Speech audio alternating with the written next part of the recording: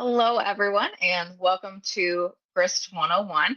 My name is Natalie, and I am customer engineer here at Grist.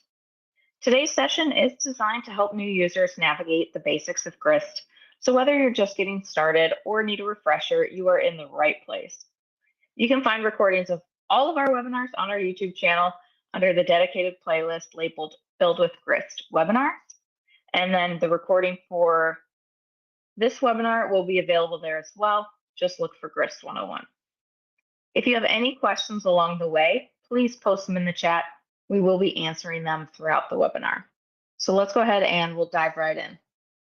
To start, we're going to take a look at the Grist homepage. When you first log in, you'll likely be looking at your personal site. Every Grist account has a personal site. Many of you will also belong to a team site. Team sites are designed for collaborative work, allowing multiple users to work together on shared documents. But when users are getting started, the difference between these two can trip them up. So to start, a personal site begins with the @ sign. So up here in the upper left, you see @Natalie. That's showing that this is my personal site. That @ sign is the giveaway. This is meant for your personal documents, so things that you don't need your team to have access to. For example, here I have my hurricane preparedness document. I live in New Orleans. This contains personal information. It contains my homeowner's insurance, inventory for my house for insurance purposes, all of this stuff that no one on the Grist team needs access to, so it's in my personal account. These documents can still be shared. You can actually add 2 free collaborators on any Grist document. So if I click this 3-dot icon, I can actually manage the users. And I actually have 2 free collaborators already on this document. So I have an account for Grist with my Grist work email, but then I also have an account for Grist with my personal email. And so I have both of those added. So one of them is listed as a free collaborator. The other one is the true owner of the document. And then I actually have my husband on there too, because he needs access to our hurricane preparedness document. So I already have those 2 free collaborators. I can always remove one and swap it with someone else. You're not set on specific people. Once you add them, you can always remove them, add someone else new later on. But it does give you the count, so you can always keep track of where you're at. Do you only have 1 collaborator? Do you have 2 already used? It lets you know. There are 2 ways to switch between team sites and personal sites. Up here in the upper left-hand corner, where you see @Natalie, when I click on that, I can actually switch sites. So I see my personal site's already selected, but then I can go between my 2 team sites that I belong to.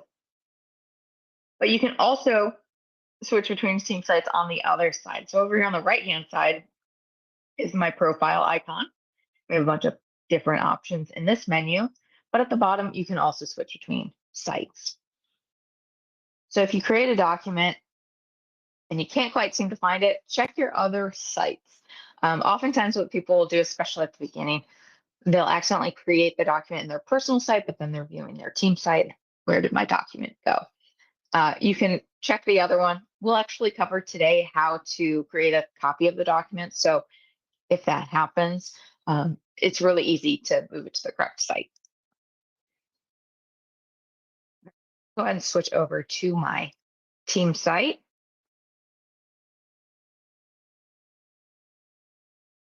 So mine is a free team site. That's why we got the little free orange box here. But it has all of the same features as a paid team site. Up here in the upper right is the button to manage team members. So when I give that a click, I can see everybody on my team. I can scroll through.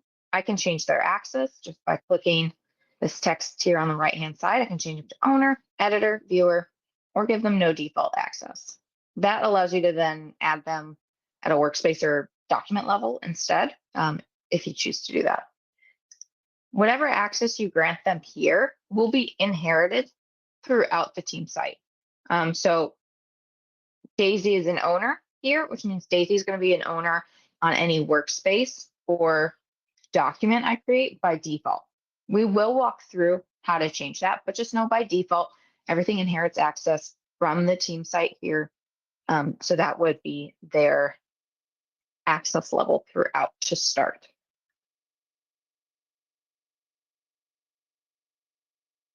Now, like I said, once you add them to the team, that'll be their default access to the entire team site. So this team site has many documents. We also have several workspaces. So over here on the left-hand side, you see these little like folders. These are our workspaces.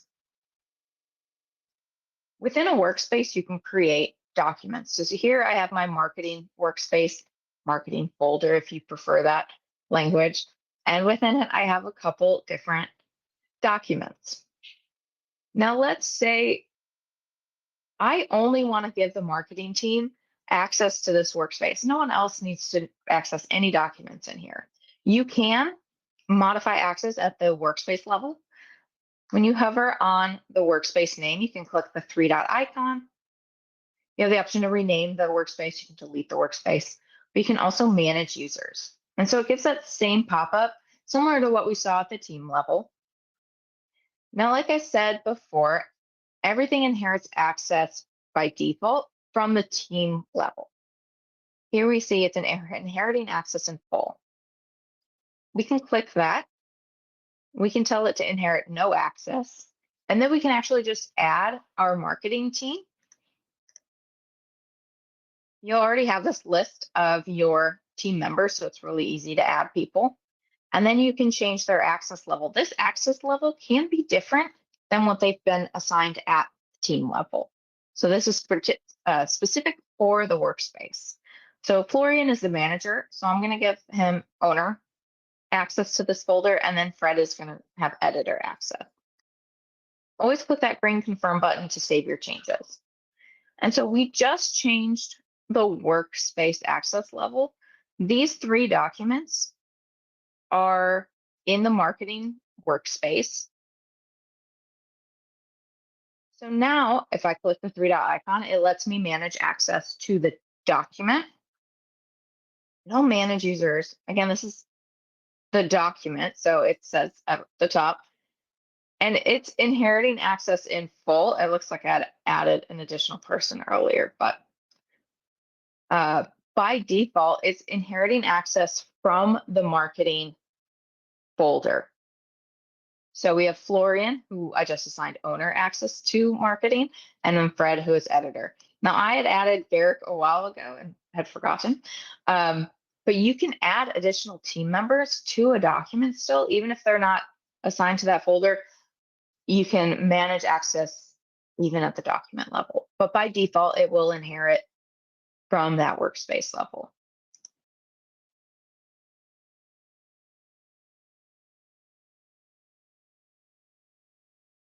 Now, if you wanted to add a new workspace, it can be added roughly the same way that we would add a new document. This big green Add New button on the left-hand side, you'll see the options to create a new document. But at the bottom here, we can create a new workspace. So let's say we wanted to create a human resources workspace. And then I can manage users to that workspace. Daisy's our HR person, make her the owner. And I can confirm. And then I can actually create a new document in the human resources workspace just by clicking human resources. It's selected, and I'll create a new document. Now, within the document, you can also manage users just by clicking the share menu. It's that same manage users options that we had out front. And we see that Daisy, by default, is the only other person with access. I have access because I am the site owner, so I have access to everything. But because Daisy was added as owner within the HR workspace, she's here because we're inheriting access in full from the workspace. But you can, again, always change this to view and edit, view only, none, and then manually add people. And you can also easily move documents. So all documents have a handful of options here. You can rename and set an icon.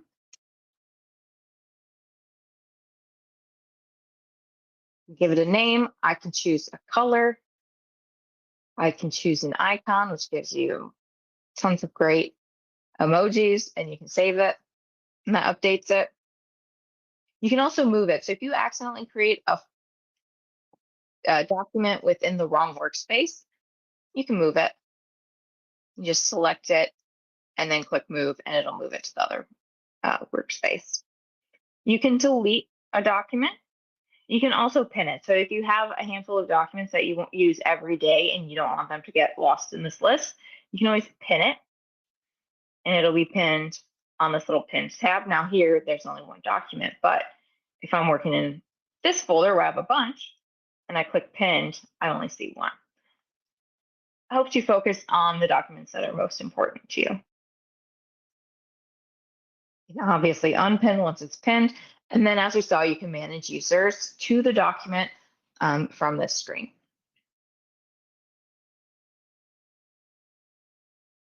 Now, on this left-hand side towards the bottom, we have a bunch of different resources. So to start, we have our templates.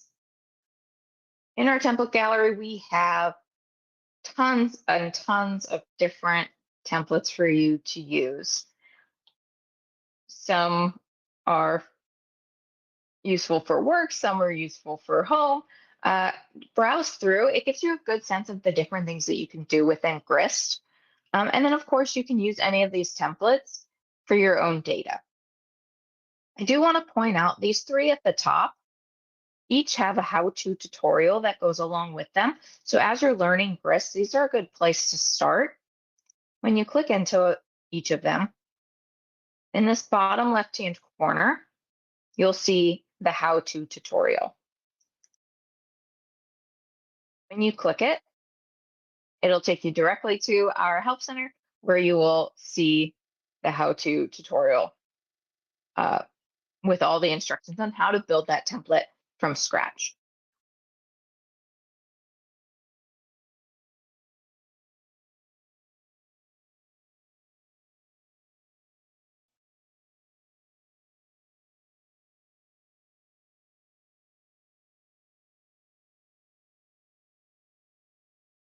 We also have our trash. Now, when you delete a document, it will live in your trash can for 30 days. So if it's something that you want to delete immediately, be sure to come in here and then click the three-dot icon to the right of the name and then delete forever. Otherwise, after 30 days, it'll be permanently deleted.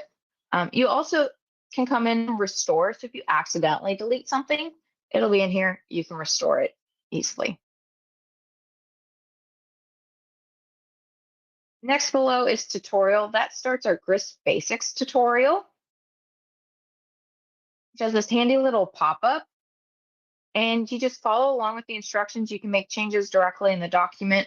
And it teaches you some of the basic skills needed to start in Grist. So definitely check that out when you have some time.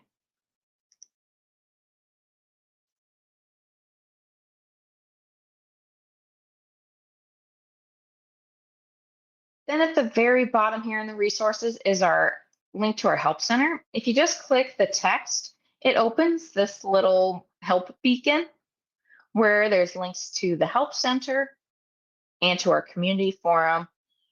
It takes you to two of our most used Help Center pages, the function reference guide, super useful for writing formulas, and then frequently asked questions. But you can also go to our Help Center, use the search, find anything you need here. The community forum, super great place to ask questions or see what's coming up with Grist. We post a lot. We post the newsletters. Like I said, post the webinars here when they get posted to YouTube. A lot of users will share really great tips and tricks. But again, also a great place to ask questions. If you get stuck, definitely come here. make a post and we'll answer it for you.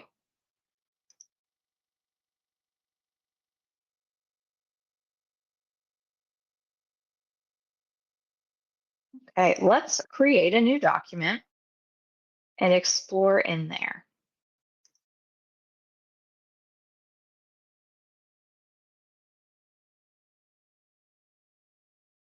To start, you can name a document using the breadcrumbs up here at the top. You'll see by default it's untitled document. Call it new document. I can spell. There we go. We also have pages within a document. So right now, our pages are listed on the left-hand side. We just have one. And then within each page, you can have widgets. Right now, we just have a single table widget to start. But as we work through this, you'll see that we can have multiple widgets to a page.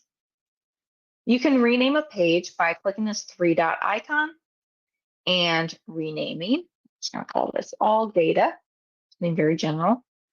And you'll notice it also renames up here in the breadcrumbs. So if you wanted to rename your page, you can also rename it up here. And then here in the middle is where you can rename your data table. Right now, it's just called Table 1. I could rename it to People. We'll use that as our example and save, and it renames it. Over here on the left-hand side is our Tools menu. Right at the top is our AI assistant. It gives you some information right on the front. By sending it a message, you're opting in to sending document structure questions and data to OpenAI.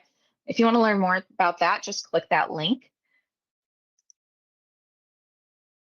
That link also contains more information about how many messages you get with the AI assistant, but it can help you with so much. Definitely check it out. You can always do it with a sample document with fake data if you don't want to use your real document. Below that, we have access rules. These allow you to control who has access to what within the document. We typically describe this as a more advanced feature. Once you have your document set up with data, then check this out. We do have some great webinars on access rules that will walk you through this step by step. Below that is your raw data. As you'll see in a bit, you can have multiple views of the same data. So let's say we have a people table. You could have multiple views of this where some columns are hidden in one location, some columns are hidden in a different location. In raw data, you'll see all of the data in the table here in a single place. So it lists all of your tables. When you click on it, it'll show all of the columns, no hidden columns. So you can see all of your data unfiltered. Below that is document history, which opens up this panel on the right-hand side. Grist is regular taking snapshots of your data, like backups. This allows you to access those backups should you need to. This is a new document, so we don't have a lot of backups here. They're also not going to be very different from what we have. But you can click the three-dot icon and open a snapshot. You can review the snapshot, make sure it's the copy that you want to restore. If you want to, you can just jump back to your current version. Sometimes this is useful if you accidentally delete a formula. Oh my gosh, what was the formula? Go back to a snapshot, copy the formula, and then paste it back in your current version. But what you can also do, click the share icon, and you have a couple more options. You can save this snapshot as a copy. You can just simply return to your current version, taking nothing from the snapshot. You can also replace your current version with the snapshot. So if you know that you've made no other changes in your document since deleting that formula, you could just replace the current version. But you can also compare to the current version. So if you want to see if there's any new data so that you don't override it, you can do that too. We're just going to jump back to our current version. Still in this document history tab, we have an activity tab as well. Right now, it's just showing changes for this table. There's no other tables in our document right now, so we won't see too much more. But you can always click all tables, and it will show you the last roughly 100 changes in your document. It'll tell you who made the change and when.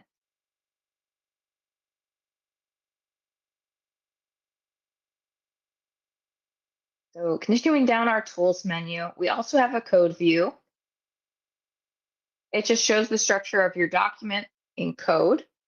This can be useful if you're just trying to look at, all the formulas in your document, etc. Below that is document settings. Here you can change the default time zone, default locale, default currency. There's a lot of other things that are useful in here, API, formula timer, etc. Definitely check it out if you want to learn more about different things in here. Of course, we have more in our help center if you just search document settings. And then below that is the link to our little help beacon, where you can access the help center, our community forum, etc.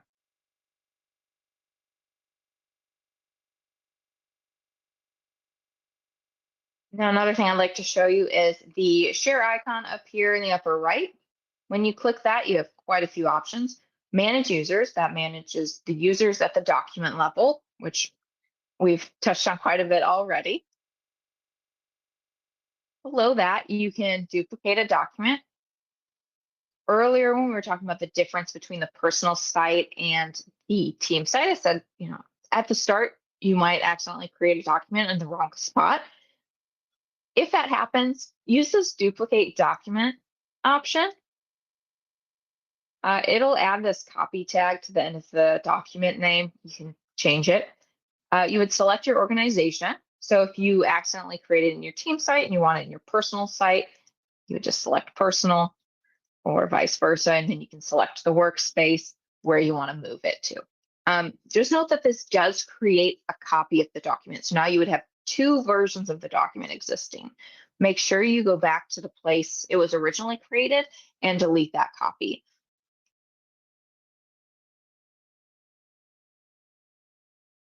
And below that, we have work on a copy. This allows you to test changes without affecting the live document. So you can click work on a copy. Maybe you want to play around with formulas. You can do that in this unsaved copy. Now, clicking the share icon in this unsaved copy allows you to save the copy. You can just return to the original. But you can also replace the original. So if you've done your testing, you've got the setup you like, and you're not overwriting anyone's work, you can always replace the original so you don't have to go back and rebuild everything in the working copy. But it's nice for testing changes, testing formulas without affecting your live version. I'm going to go back to our original. Then you have the option to download the document. This downloads the document as a .grist file. It will contain the entire structure, all of your data, all of your formulas, and then you can import that into another instance of Grist. For example, if you're using Grist Desktop or a self-hosted version. Download attachments, this is a new feature, allows you to download any files in an attachment column. You can export your document as various file types, and then you can also send it to Google Drive. So let's actually enter some data. Most of you already have data existing somewhere else that you're going to want to import into Grist. Importing is rather easy. Just click this green Add New button. And then you have a couple options. You can import from a URL. You can import from Google Drive. I'm just going to import from a file. Now it doesn't show you. I'm just selecting the file on my computer, but just like you would for any program.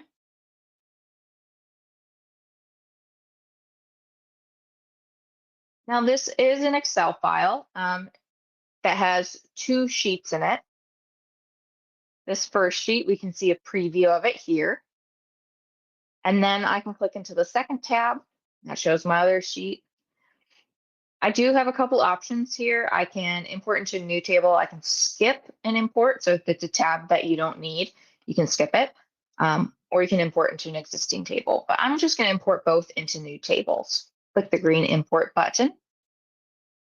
And so any sheet in an Excel file or like Google Sheets where you have the little tabs on the bottom, that would import as a new page. So we have a table of dogs and we have a table of owners. You can rename columns easily. Just double click on a column header, make any changes. You can also add column descriptions. If you want to add a column, you just click this plus icon at the far right, and you have a lot of different options. Adding a column, that just adds a blank column. If you know what column type you want to use right away, you can just select it from the list. If you want to add a formula column, just a couple quick add options for you. To delete a column, you can, when you hover over a column header, you see this little arrow icon. You can click that and you'll see delete column. Additionally, you can right click, it's the same menu. To add a row, you can just scroll down to the bottom of the table and start typing, and that will add a new record. But if you want to insert a row, you can just hover over a row number. You see the arrow icon, click insert a row above or below. There are keyboard shortcuts for everything. So if you prefer keyboard shortcuts, it will list them for you. And again, you can right click and that same menu appears. You can sort your data. Just hover over a column header, right click, or use the little arrow icon. Let's sort location A to Z. Oops, I saw the row selected. And we're going to sort location A to Z.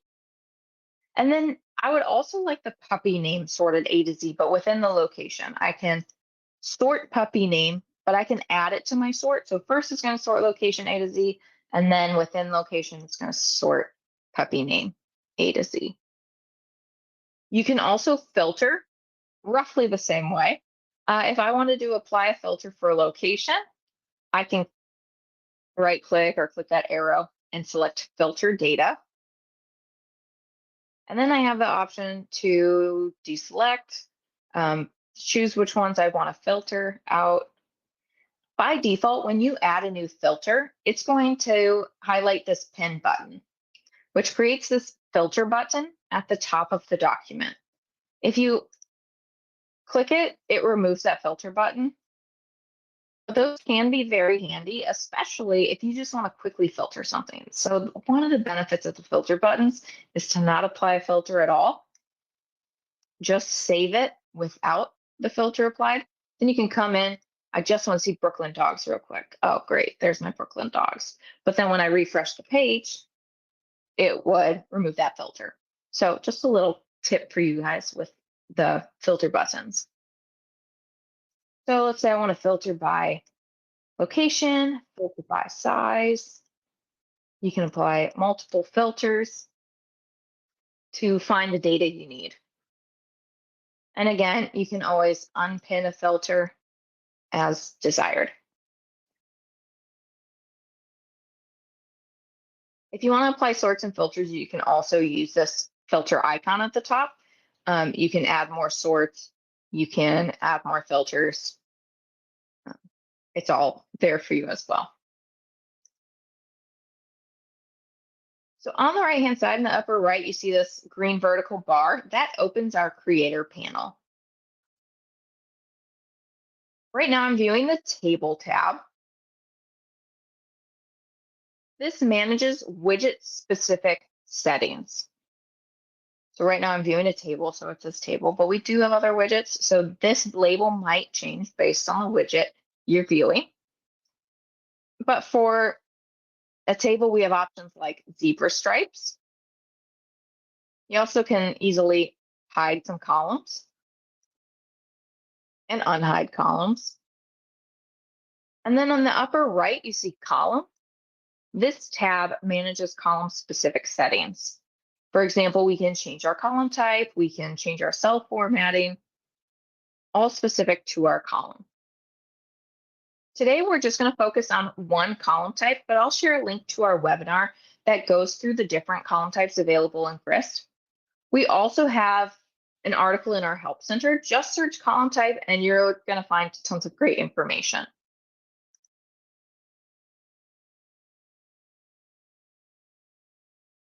So there should be a link there on your screen for the column types webinar if you want to click that and save it for later. Otherwise, just know it exists on our YouTube channel. You can always search Grist column types on YouTube and you'll find it easily. But it is really great. I walked through, I think, all of the column types, and so you get to see each of them and their use case. But again, there's also an article, so if you prefer to just read, just search our Help Center. The one column type that we are going to look at today is our reference column type. One advantage Grist has over traditional spreadsheets is that it can relate different tables of data to each other. Reference columns create that relationship. So we have a table of dogs with information specific to each dog. And then separately, we have this table of owners that contains their contact information. It would be useful to create a relationship between the two tables, linking dogs to their owners so that we have that contact information easily. We already have this owner column in the dogs table. I can convert this column to a reference column. So we've selected it. I'm going to change column type to reference. Now it's already going to suggest what data table and what show column because there's matching data. It's recognizing these names are appearing in the names column of the owners table. And so that's what it's suggesting. I'm going to click apply. Now each dog is matched to an owner. It's pointing back to the record in the owners table. We can see that by clicking on this link icon. It actually opens the record from the other table. So now I can see the owner's phone number and email address. Now, why do I convert this column to a reference column? Because you never want data to repeat. Here we have owners' names appearing multiple times because they own multiple dogs. So we want to point back to the unique list of owners in our owners table. So in our owners table, we don't see any repeating data. They're all unique. And so that's why we want to point back to that.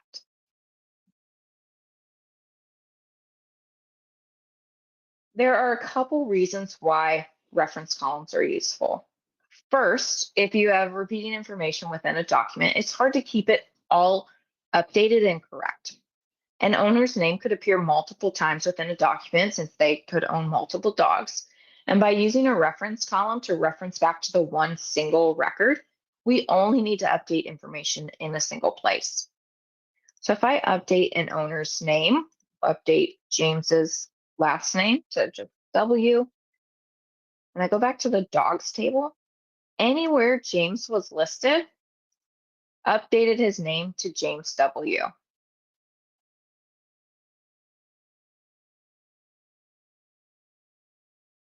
But you can also easily pull in information from the referenced record. So let's say we wanted the owner's phone number on this table. We can click this plus icon. And under lookups, we can now look up information from the owner's table because of this reference column. I'm going to select phone number, and it adds this formula column because it's pulling that information from that owner's table. Now, if I wanted to update James's phone number, I can go back to that table. I can also just click this link icon because it opens the record from the other table. And I'll update his phone number. And now anywhere we see his name, we see that his phone number updated.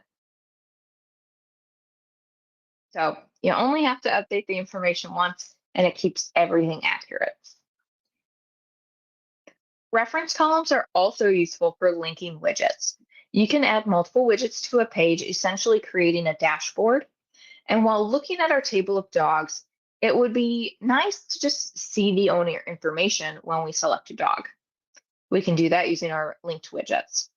So I'm going to click the green Add New button, and we're going to add a widget to this page. Here we have the different widgets available. Again, our Help Center covers all of these, but today we're going to check out the card widget. Cards are really great for seeing one record at a time and really focusing on specific information. Specifically, we want owner information. Now this select by appears because we have that reference column creating a link between the dogs and owners table. It doesn't show the dropdown, unfortunately, in the screen share, but it is suggesting the existing table on the page, again, because of that reference column. Go ahead and add to page. And so now when I select a dog, you see that the owner information in the card updates.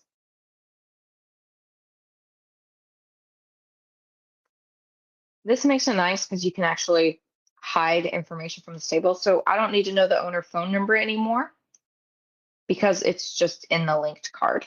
So when I select a dog, I can see that owner's phone number and email immediately.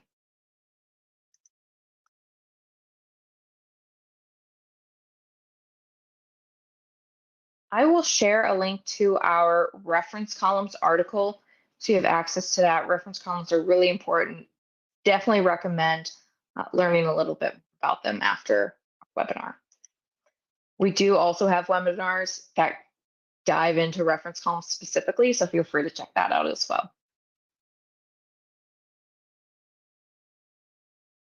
The last topic I want to cover today is summary tables. Summary tables are similar to pivot tables in spreadsheets and let you get table-wide totals and subtotals. Let's say we want to know how many dogs are enrolled in our doggy daycare. A summary table would give us that information. To add a summary table, we click that green Add New button. We're going to add the widget to this page again. We'll leave the table widget selected.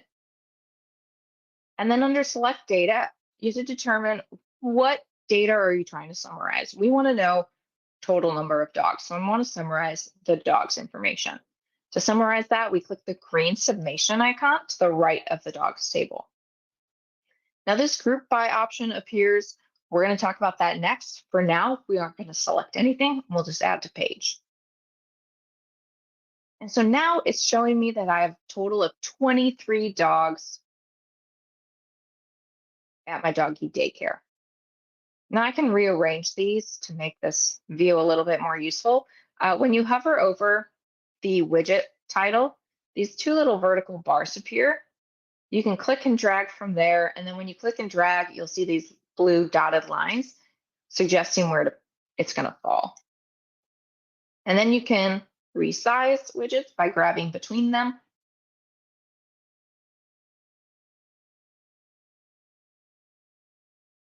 Now our dogs are enrolled at 2 different locations. A summary table can also tell us how many dogs are enrolled at each location. So we're going to click that green Add New button again, add widget to page, do the same thing where we click the green summation icon because we want to summarize dogs, but this time we want to summarize by location.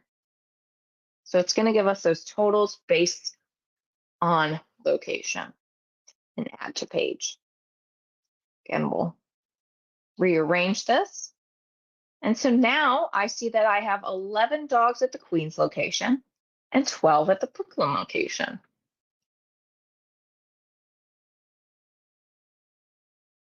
Now, it would be even more useful is to not have to use this little filter button and to just be able to select the location here and have this table update to only show me the dogs at that location. You can do that. So you can update an existing widget on the page. Just click the widget so it's selected. And then in the upper right-hand corner of the Creator panel, we want to change to our Table tab and then change Widget. Now we have the option to select by And we're going to select by the dogs by location table so that when I select a location, this table updates to show me all dogs at that location. Click save. And so now I'm going to actually delete the original summary table we created. It's not as helpful. So we have a little more space here. Okay, so now Queens is selected. I only see dogs at the Queens location. When I update to Brooklyn, I only see dogs at the Brooklyn location.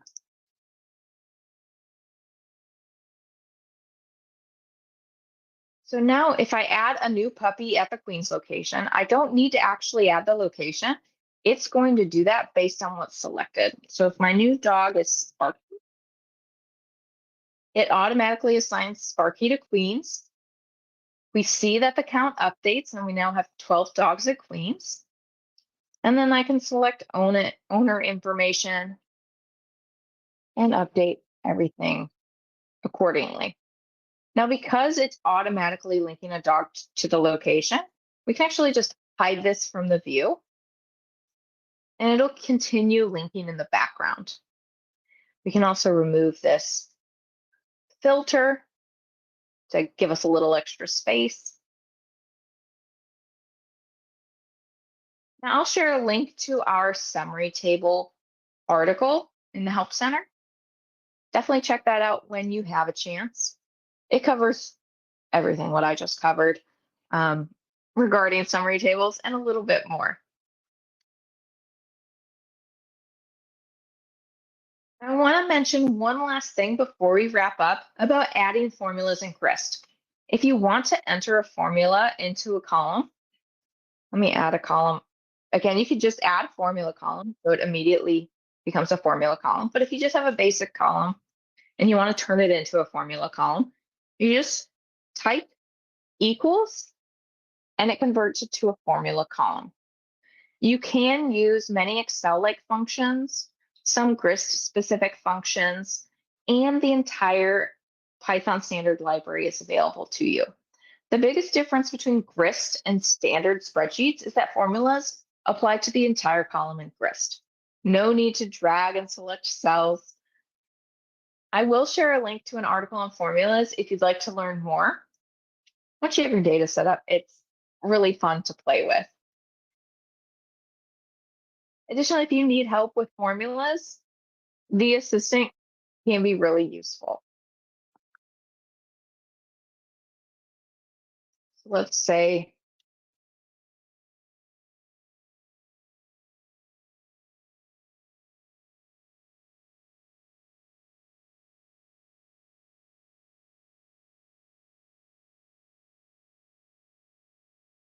you can just talk to it in plain English and it will make suggestions. It will also confirm before making a lot of changes.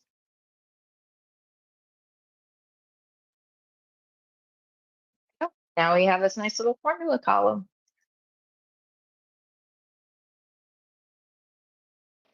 But that does conclude our Grist 101 webinar today. If you have questions as you are working in your own document, please feel free to post in our community forum. Well, thank you guys. I hope you have a wonderful day. We do webinars every month on different topics, so please join us for next month's webinar. Thank you all. I hope you all have a great rest of your day, and we will see you next month.